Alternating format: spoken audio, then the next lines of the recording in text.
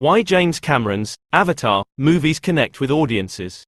There's been much made about the motto, "Never bet against James Cameron," following the latest success of Avatar, The Way of Water.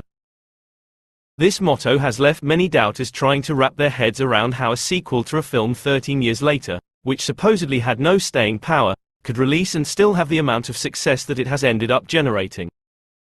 As it turns out, that lasting impact was a lot more ingrained in the industry than what could have just been toy or merchandise sales. What was the special sauce in the recipe that makes these movies connect with audiences in ways that seemingly other blockbusters don't? One needs to look towards Cameron himself, and the simplistic yet sincere nature of his storytelling prowess.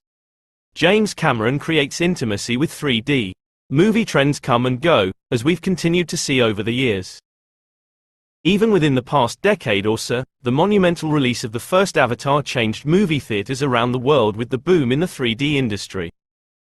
3D was largely seen as a gimmick at the time of its initial release, but Cameron's handling of the technology was one of the major reasons for its success and its continued use throughout the 2010s.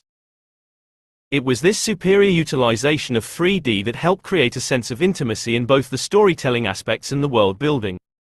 The success of Avatar has left many people wondering if it was just the use of its groundbreaking technology that resonated with audiences, or perhaps something more. Cameron's talked about in various interviews how the universal nature of the story lent itself so well to playing and succeeding all over the world, and in turn the earnest nature with which Cameron went about presenting it. Though a large portion of the success of the Avatar movies can no doubt be credited to the cutting-edge technology used in its performance capture and visual effects work, one of the primary reasons why the franchise continues to resonate with people all over the world is due to the way Cameron and his cast and crew go about presenting a heartfelt and familiar story in an otherworldly setting.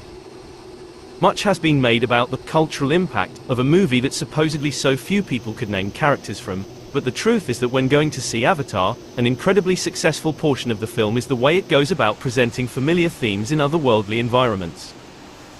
Avatar, The Way of Water's story is simple, but effective.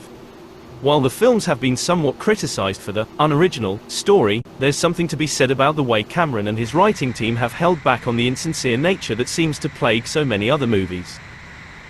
Continued accusations of the story being either cliché or simple aren't necessarily the heavy criticisms that those who are levying them might think. A simple story is something that has an innate ability to connect with many people, and it's one of the key reasons why the sincere nature of both Avatar and The Way of Water continues to see success.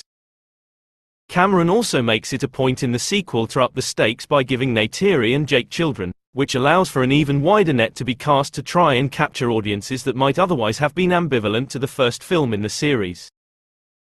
For a lot of people, it's one of the oddest franchises out there. For many, it was a series that saw its creator disappear for more than a decade.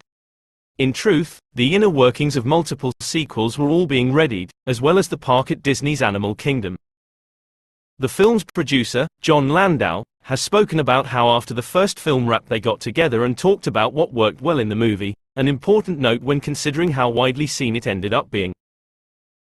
Another important aspect to glean from many of these interviews is the way Cameron has spoken at length about executives wanting to cut certain parts out of the Avatar films because they don't necessarily advance the story. In that same vein, a common criticism that has popped up about The Way of Water has been how its middle portion is structured. It's during that part of the film that audiences see the Sullys begin to adapt to their new life in the water after being accepted by the Metkayina clan. This section is largely focused on the Sully kids, as they learn the ways of water and adjust to their new life, while the movie switches more into a hangout film than what one might expect out of a major blockbuster. Watching these characters continue to connect with nature, just as their parents Jake and Neytiri did in the first film, is endearing in a way that most blockbusters or films of this scope would simply overlook or ignore entirely. In reality, that part of the movie is actually one of the most important sequences in the film, as it allows the audience to connect with these new characters in a significant way.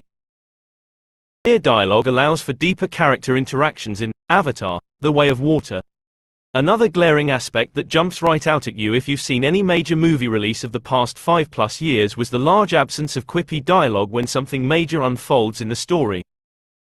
There always feels as if there's a snarky response or sarcastic tone just on the other side of an earnest piece of dialogue. In The Way of Water, however, Cameron plays his serious scenes completely straight.